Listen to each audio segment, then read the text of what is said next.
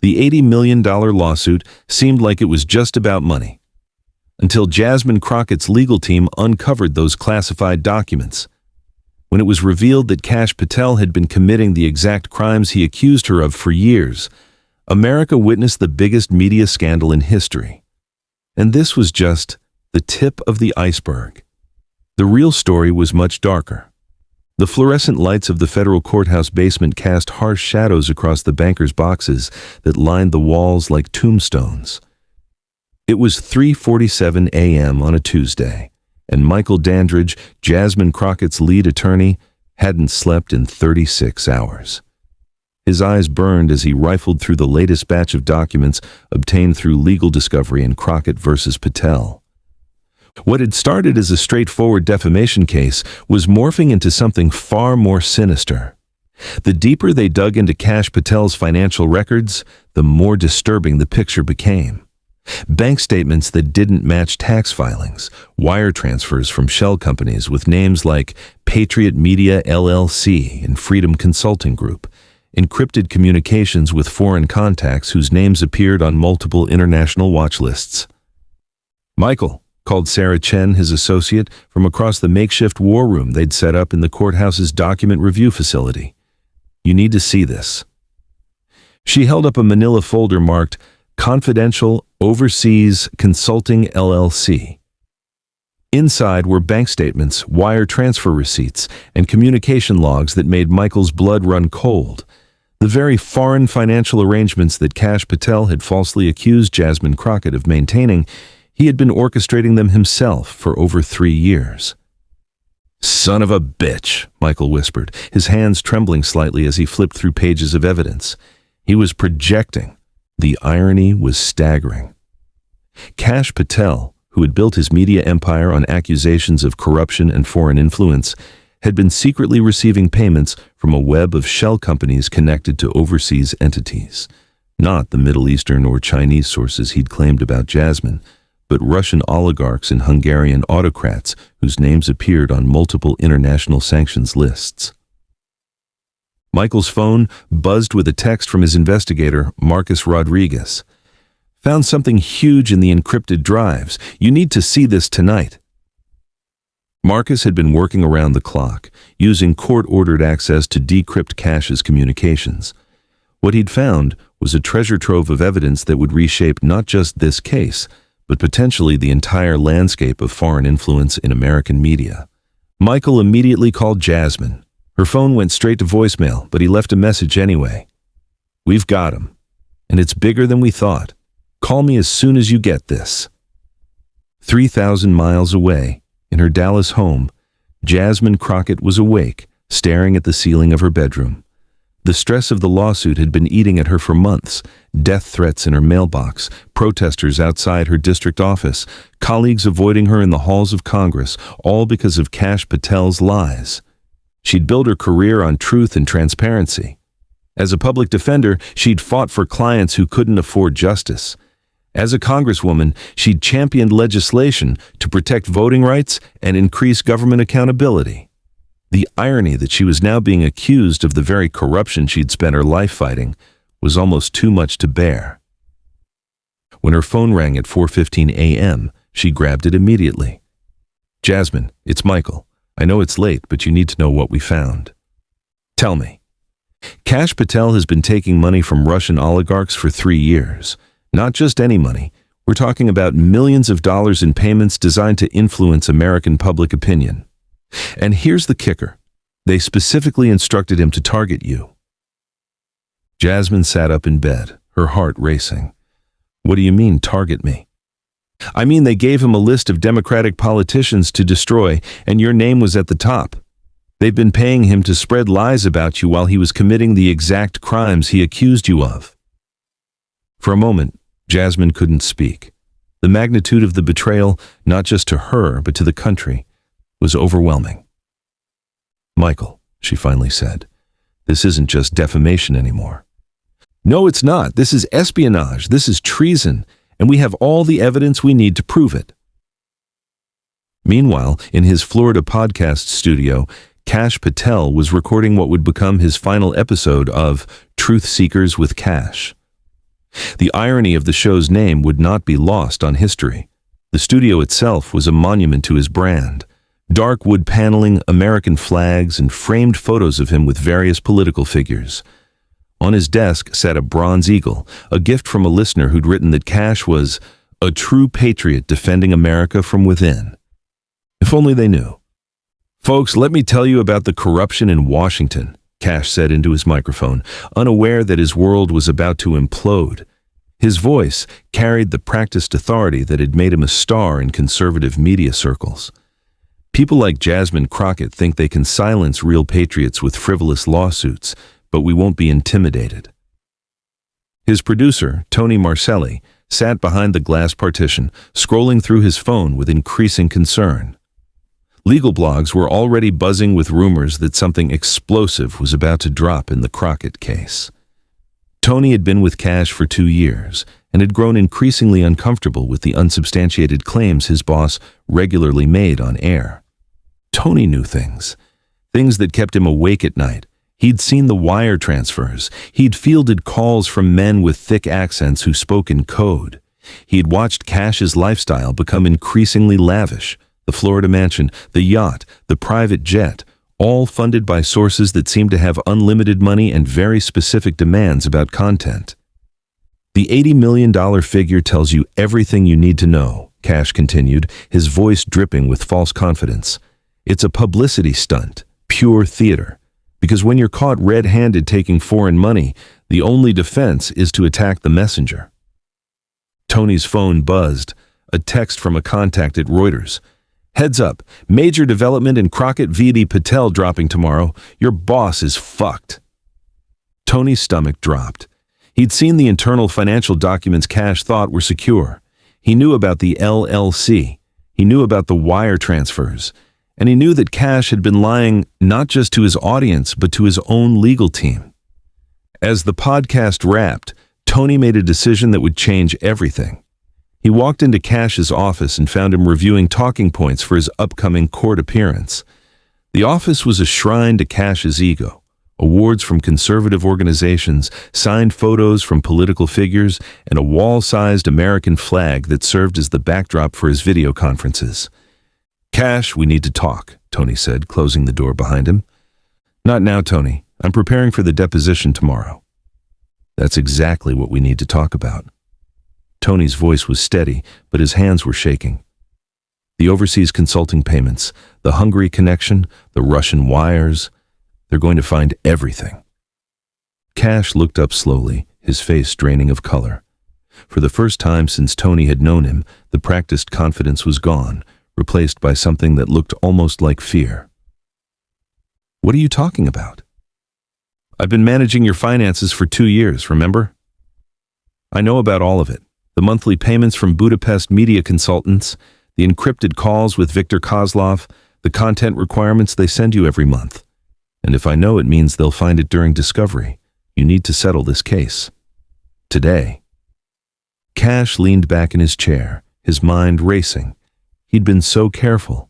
The shell companies, the encrypted communications, the cash transactions, all designed to hide the source of his funding. But Tony was right. If federal investigators were digging into his finances with the resources of the U.S. government, they would find everything. "How much do they know?" Kash asked quietly. "I don't know. But I know what I know, and it's enough to put you in federal prison for the rest of your life." For the first time since Tony had known him, Kash Patel was speechless.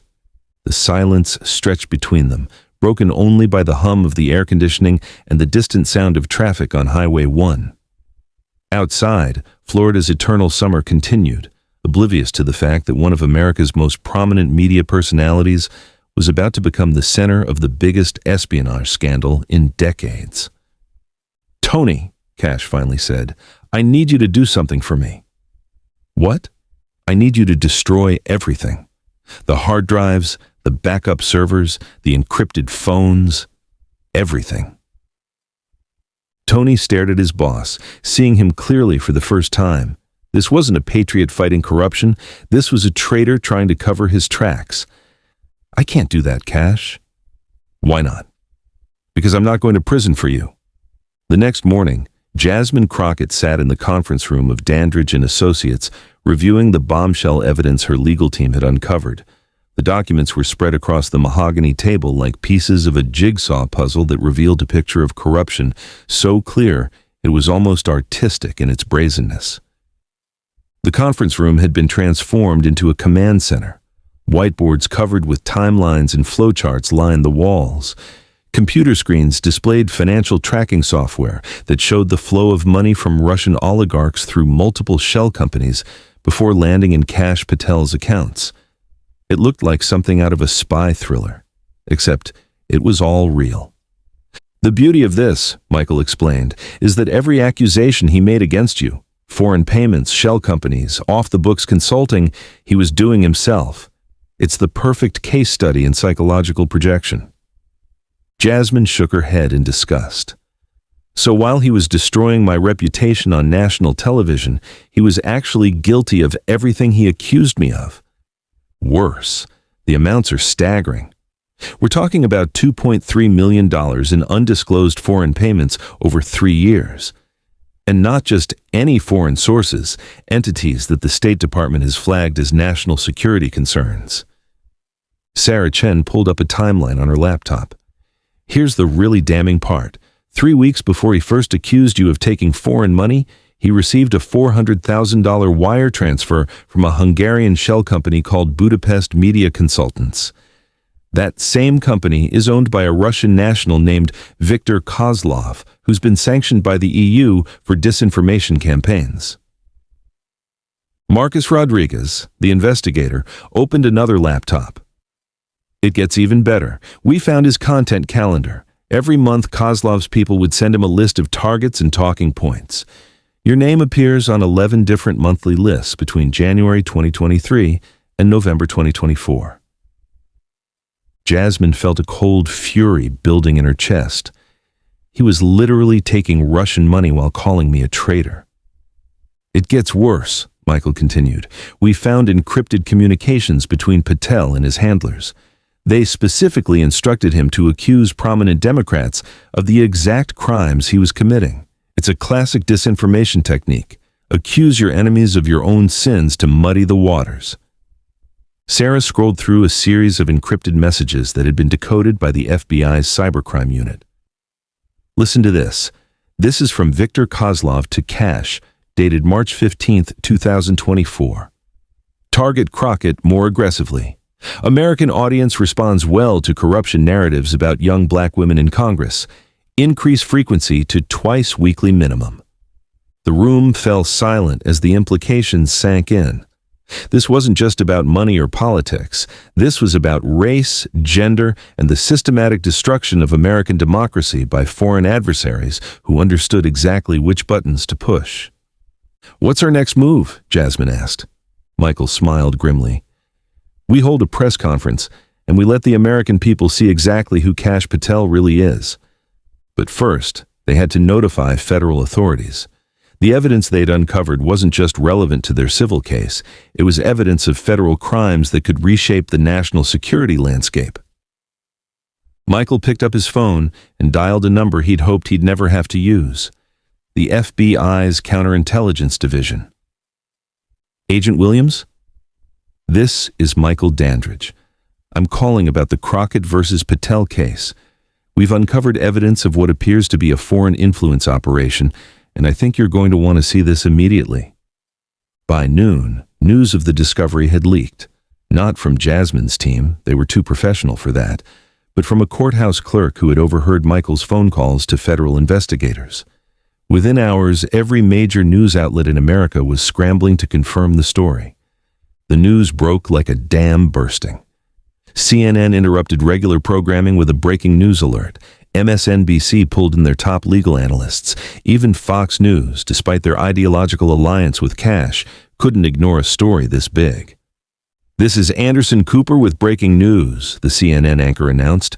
Sources tell CNN that Representative Jasmine Crockett's legal team has uncovered evidence that Kash Patel, the conservative media personality who accused her of taking foreign money, was himself receiving payments from Russian-linked sources. The FBI has been notified, and a federal investigation is underway. In his Florida compound, Cash's phone had been ringing non-stop since 10 a.m. His lawyer, David Morrison, was in full panic mode.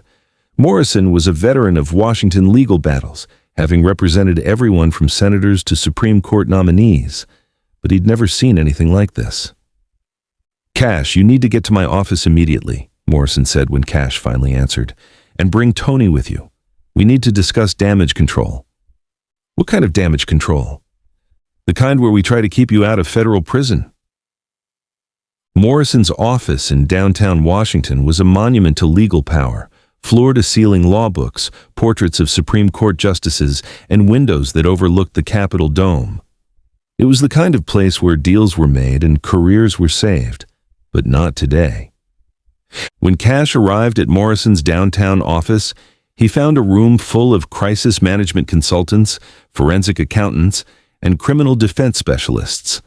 The gravity of his situation was finally becoming clear. The lead criminal attorney, Patricia Hayes, wasted no time with pleasantries.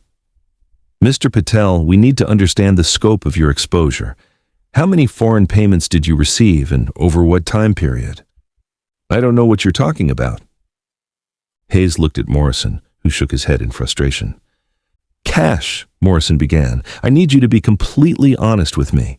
How much money did you receive from foreign sources?" "I don't know what you're talking about." "Stop." Morrison's voice was sharp. "Lying to me won't help anyone. They have your bank records. They have the wire transfers. They have communications with Victor Kozlov. The only question now is whether we can negotiate a plea deal that keeps you from spending the next 20 years in federal prison." The forensic accountant, Robert Kim, opened his laptop and pulled up a spreadsheet. "Mr. Patel, we've done a preliminary analysis based on the information that's already public. We're seeing payments totaling at least $2.3 million over 3 years. These payments correspond directly with your media appearances targeting specific Democratic politicians." Cash slumped in his chair, the weight of his deception finally crushing him. The room felt smaller suddenly, the walls closing in. Outside, he could hear the sound of traffic and construction, the normal sounds of a city going about its business while his world collapsed. "It wasn't supposed to be like this," he said quietly. "They approached me after I left the Trump administration, said they wanted to support American voices who would tell the truth about corruption." "And you believed them?" Hayes asked. "The money was good, really good, and all they asked me to do was what I was already doing, exposing corruption in Washington. By making false accusations against innocent people." Cash was quiet for a long moment. The room waited. Outside, the late afternoon sun cast long shadows across Morrison's law books. Then, "They gave me a list. Names of people to target. Jasmine Crockett was on that list." The room erupted. Consultants furiously scribbled notes. Accountants pulled up spreadsheets. Criminal lawyers exchanged grim looks. Morrison leaned forward. "Cash, what you're describing sounds like a coordinated foreign influence operation. Do you understand the implications of what you're saying?" "I'm saying I fucked up, okay? I fucked up bad." "No, Cash, you're saying you committed treason." That evening, as news of the foreign payments dominated every cable news channel, Jasmine Crockett sat in her Dallas office, fielding calls from reporters, colleagues, and constituents. The vindication felt surreal. For months, she had endured death threats, lost speaking engagements, and watched her approval ratings plummet because of Kash Patel's lies. Now, the truth was finally emerging. But it wasn't satisfaction she felt. It was sadness. Sadness for a country where someone could be paid by foreign adversaries to destroy the reputations of public servants. Sadness for the millions of Americans who had believed Kash's lies. And sadness for democracy itself, which had been weaponized by hostile foreign powers. Her chief of staff, Amanda Rodriguez, knocked on the door. "Congresswoman, the Speaker's office is on line 3, and Michael Dandridge called. Patel's lawyers are requesting an emergency meeting." Jasmine picked up the phone. "Mr. Speaker?" "Jasmine, I just wanted to call and tell you how sorry I am for what you've been put through. The House will be conducting a full investigation into foreign influence in media, and you have my full support." Thank you, Mr. Speaker. This isn't just about me. This is about protecting our democracy from foreign interference. After hanging up, she checked her phone. A text from Michael. Patel's lawyer just called. They want to settle. He's offering $50 million in a public apology. Jasmine stared at the message for a long moment, thinking about everything she'd been through. The sleepless nights, the security details, the colleagues who'd avoided her, the constituents who'd questioned her integrity. She typed back, "No deal. This goes to trial. America needs to see the whole truth." The next morning brought chaos to Kash Patel's world. Federal agents executed search warrants at his Florida home, his podcast studio, and his financial advisor's office.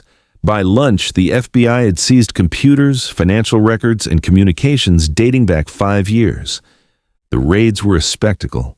News helicopters circled overhead as federal agents in bulletproof vests carried boxes of evidence out of Kash's waterfront mansion. His neighbors, many of them wealthy retirees who'd supported his show, watched in shock as their local celebrity was revealed to be a foreign agent. At 6:47 a.m., Kash had been awakened by the sound of breaking glass. Federal agents poured through his front door, weapons drawn, shouting commands. His wife, Maria, screamed from the bedroom as agents secured the premises. For a man who had spent years attacking federal law enforcement as corrupt and weaponized, the irony was not lost on him as he was handcuffed in his own kitchen while agents read him his rights. "This is political persecution," Kash shouted as agents photographed him in his pajamas. "This is exactly what I warned people about." Agent Williams looked at him with barely concealed disgust. "Mr. Patel, you have the right to remain silent. I suggest you exercise it." In his home office, agents discovered what would become the smoking gun of the entire case, a hidden safe behind a bookshelf containing $400,000 in cash, 3 encrypted phones, and a handwritten ledger detailing payments from Russian sources. The ledger was particularly damaging because it showed Kash's own handwriting calculating per-target bonuses and viral coefficient multipliers. Meanwhile, at his podcast studio across town, agents were uncovering an even more elaborate operation. Behind the patriotic facade of flags and eagles, they found a sophisticated broadcast operation funded entirely by foreign money. The studio equipment alone was worth $2 million, far more than any domestic podcast could justify. Tony Marcelli, who had arrived early to prep for the morning show, found himself face-to-face with a dozen federal agents.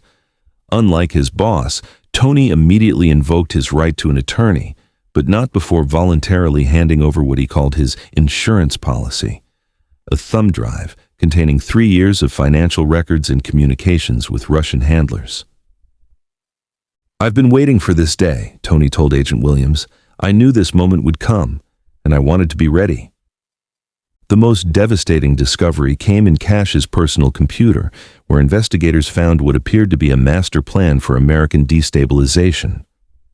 The document, titled Operation Fracture, detailed a multi-year campaign to identify and destroy rising Democratic stars, with particular focus on women and minorities who posed threats to conservative power structures. Jasmine Crockett's name appeared 47 times in the document. Cable news showed footage of agents carrying boxes out of Kash's studio while his neighbors watched in shock. The man who had built his career on exposing corruption was now the subject of a federal counterintelligence investigation. As word of the raid spread, Kash's media empire began collapsing in real time. His flagship podcast was immediately suspended by the hosting platform. His daily radio show was canceled by its syndication network. His upcoming book tour was scrapped by the publisher, who released a statement saying they were shocked and dismayed by the allegations. But perhaps most damaging was the reaction from his own audience. The comment sections of news articles about the raids were filled with former supporters expressing betrayal and rage. "I trusted him," wrote one frequent caller to his show. "I sent him money. I believed everything he said about patriots versus traitors. Now I find out he was the traitor all along." By evening, Kash Patel trader was trending nationwide as social media users shared clips of Kash's most anti-American statements alongside revelations about his Russian funding. The hashtag would eventually reach 2.3 million mentions, making it one of the most viral political scandals in Twitter history. That night, as Kash sat in a federal holding cell awaiting his bail hearing, he finally understood the magnitude of what he had unleashed.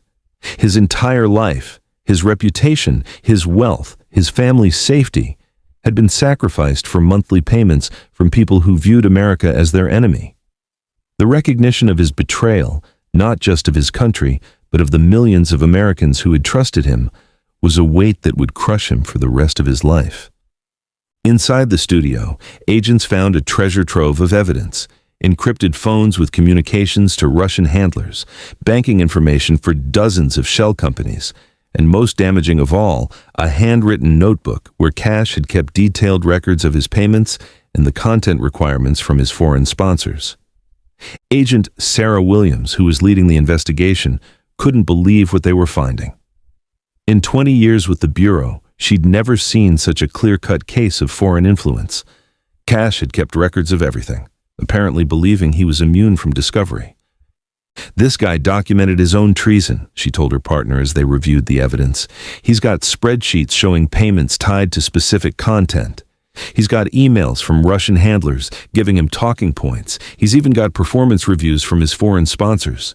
His podcast was immediately suspended. His book deal was canceled. His speaking engagements were pulled. Sponsors fled en masse. Within 24 hours, Kash Patel went from right-wing media star to radioactive pariah."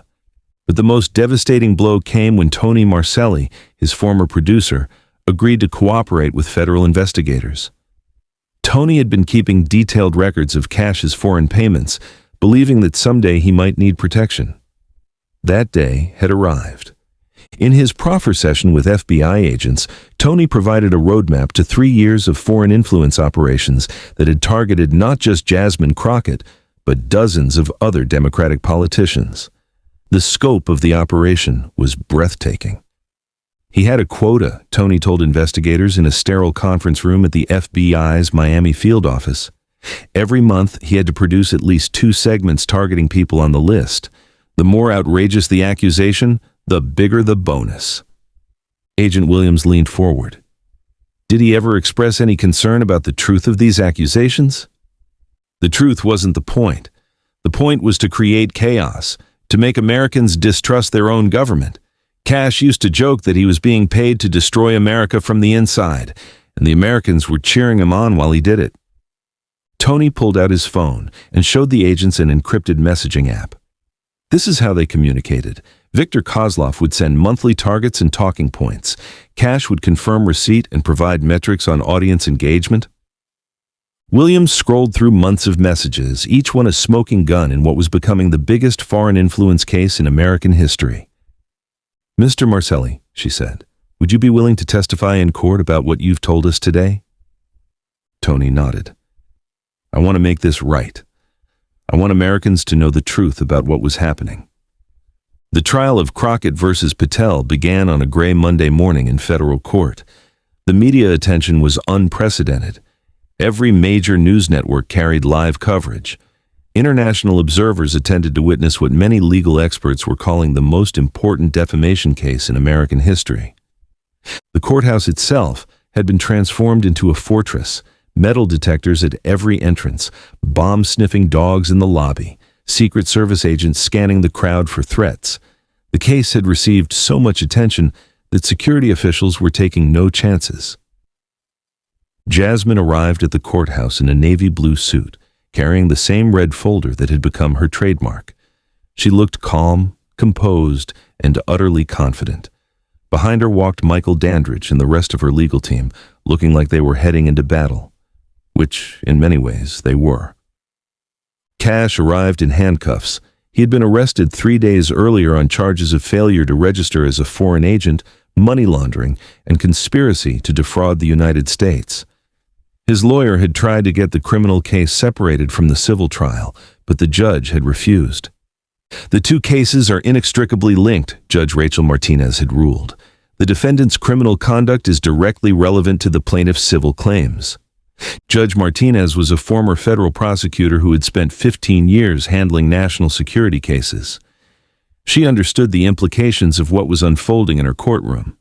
This wasn't just a defamation case. It was a test of whether American democracy could hold foreign-funded disinformation accountable. In his opening statement, Michael Dandridge laid out a case that was both simple and devastating. Ladies and gentlemen of the jury, this case is about the price of lies.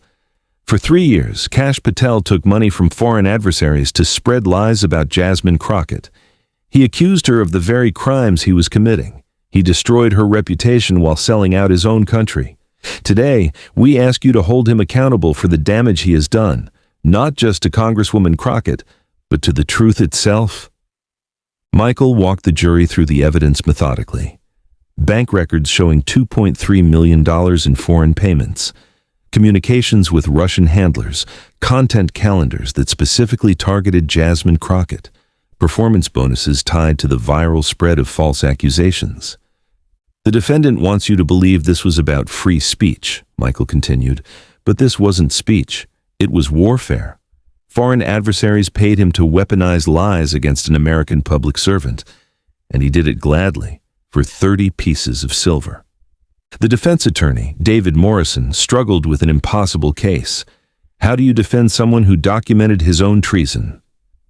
My client may have made poor financial decisions, Morrison said in his opening, but that doesn't mean his concerns about corruption in Congress were invalid. It was a weak argument, and everyone in the courtroom knew it. The evidence was too overwhelming, too detailed, too damning. Over the next 2 weeks, the trial unfolded like a masterclass in accountability. Witness after witness testified about the foreign payments, the coordinated disinformation campaign, and the devastating impact on Jasmine's reputation and career. The prosecution's case was methodical and devastating. They called bank executives who testified about the suspicious wire transfers. They brought in cybersecurity experts who had traced the encrypted communications back to Russian intelligence services. They presented former State Department officials who explained how the foreign influence operation fit into broader patterns of Russian disinformation campaigns worldwide. One of the most compelling witnesses was Dr. Elena Kozlova, a former Russian intelligence officer who had defected to the United States in 2019. Her testimony provided crucial context about how the Russian government operated influence campaigns in Western democracies. The goal is never just to support one candidate or party, Dr. Kozlova explained to the riveted courtroom. The goal is to create chaos, to make citizens lose faith in their democratic institutions. Mr. Patel was not just spreading lies about Congresswoman Crockett. He was participating in an assault on American democracy itself. Under cross-examination, Morrison tried to undermine her credibility, but Dr. Kozlova was unshakable. She produced documents from her time in Russian intelligence that showed similar operations in France, Germany, and the United Kingdom. The pattern was unmistakable. Mr. Patel was not a useful idiot, she said. He was a knowing participant in a foreign intelligence operation designed to destabilize the United States government. Another devastating witness was Dr. Amanda Foster, a political scientist from Georgetown University who had studied the impact of disinformation on public opinion. She had conducted a comprehensive analysis of social media engagement with Kash's content about Jasmine Crockett. The defendant's false accusations about Congresswoman Crockett were amplified by networks of bot accounts and fake social media profiles, Dr. Foster testified. These are classic hallmarks of foreign influence operations. The viral spread of his content was not organic. It was artificially enhanced by foreign adversaries. She presented data showing that Kash's most damaging accusations about Jasmine had been shared by accounts that were later identified as part of Russian troll farms. The coordination was so obvious that even Facebook and Twitter had eventually suspended thousands of accounts involved in amplifying Kash's content. Tony Marcelli's testimony was particularly devastating. For 3 hours, he walked the jury through the inner workings of Cash's operation, the monthly payments, the content requirements, the performance metrics that measured success based on how much damage they inflicted on their targets. Did Mr. Patel ever express concern about the accuracy of the information he was spreading? Michael asked. No, Tony replied. Accuracy wasn't the point. The point was maximum damage with maximum plausible deniability. And did he understand that his funding was coming from foreign sources? Absolutely. He used to brag about it. He'd say, "The Russians are paying me to destroy the Democrats, and the Democrats don't even know it." Tony also revealed the existence of what Cash called his nuclear option, a backup plan in case his operation was ever discovered. Cash had compiled compromising information about other conservative media personalities and politicians, planning to expose them if he was ever caught. The insurance policy included evidence of affairs, financial improprieties, and other scandals that could destroy careers. He said if he was going down, he was taking everyone with him, Tony testified. He had dirt on dozens of people in conservative media and politics. He used to joke that he had enough blackmail material to bring down the entire right-wing ecosystem. This revelation sent shockwaves through conservative media.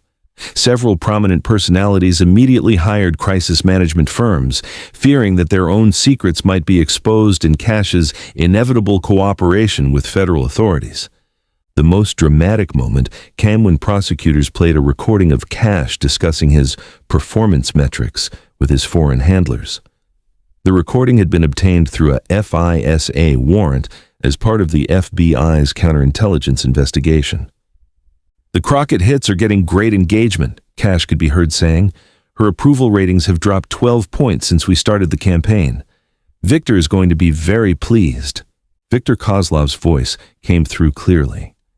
"Excellent work. The monthly bonus will reflect your success. Remember, the goal is not just to damage her, but to damage faith in American institutions generally." Understood. Americans are so stupid, they'll believe anything if you package it right. When the recording ended, the courtroom was silent. Several jurors were visibly disturbed. One was crying. Cash, sitting at the defendant's table, had his head in his hands. Judge Martinez called a brief recess. In the hallway outside the courtroom, reporters struggled to process what they'd just heard. Here was an American citizen being paid by foreign adversaries to destroy faith in American democracy, celebrating his success in doing so. When court resumed, Michael called his final witness, Jasmine Crockett herself. Jasmine took the stand with the same quiet dignity she'd shown throughout the ordeal. For 45 minutes, she testified about the impact of Cash's lies on her life, her career, and her family. "I've served my country my entire adult life," she said, her voice steady and clear. "As a public defender, I fought for justice for those who couldn't afford it. As a Congresswoman, I've worked to protect voting rights and government accountability. To be accused of the very corruption I've spent my life fighting by someone who was actually taking foreign money to destroy American democracy is beyond heartbreaking. It's infuriating." Michael's final question was simple. "Congresswoman Crockett, what do you want this jury to understand about this case?" Jasmine looked directly at the jurors. "This isn't just about me. This is about whether we're going to allow foreign adversaries to buy American voices to spread lies about American public servants. This is about whether truth and accountability still matter in our democracy. And this is about whether we're going to let people like Kash Patel sell out our country for money." The jury deliberated for less than 4 hours. When they returned, the foreman stood and delivered a verdict that would reshape American media forever. "In the matter of Crockett versus Patel, we find in favor of the plaintiff. We award damages in the amount of $80 million, plus an additional $40 million in punitive damages." The courtroom erupted. Reporters rushed for the exits. Cameras flashed. Kash Patel, facing a $120 million judgment and likely decades in federal prison, collapsed in his chair. Outside the courthouse, Jasmine addressed a crowd of supporters and reporters. The steps of the federal courthouse had become a symbol of accountability, a place where truth had finally triumphed over foreign-funded lies. Today's verdict sends a clear message, she said, her voice strong and clear. Those who sell out our democracy for foreign money will be held accountable. Those who spread lies to divide our nation will face consequences. And those who think they can destroy innocent people with impunity will learn that truth and justice still matter in America. As she spoke, FBI agents were already preparing additional charges against Kash Patel. The investigation had uncovered a network of foreign-funded disinformation that reached into the highest levels of American media and politics. This was just the beginning. But for now, justice had been served. The $80 million lawsuit that had seemed like it was just about money had opened a door to the biggest national security scandal in a generation. And Jasmine Crockett, who had been targeted for destruction, had instead become the agent of justice that her country desperately needed. The real story, as she had warned from the beginning, was much darker than anyone had imagined. But sometimes, in the darkness, the truth shines brightest of all. The conviction of Kash Patel was just the beginning. The investigation he triggered would eventually expose a vast network of foreign influence that reached into Congress, the media, and even federal law enforcement. 17 other media personalities would be indicted. 3 sitting congressmen would resign in disgrace, and new laws would be passed to prevent foreign adversaries from weaponizing American media against American democracy. But that's another story. For now, justice had been served, and Jasmine Crockett had proven that in America, truth still matters. Sometimes the most important victories are the ones that protect democracy itself.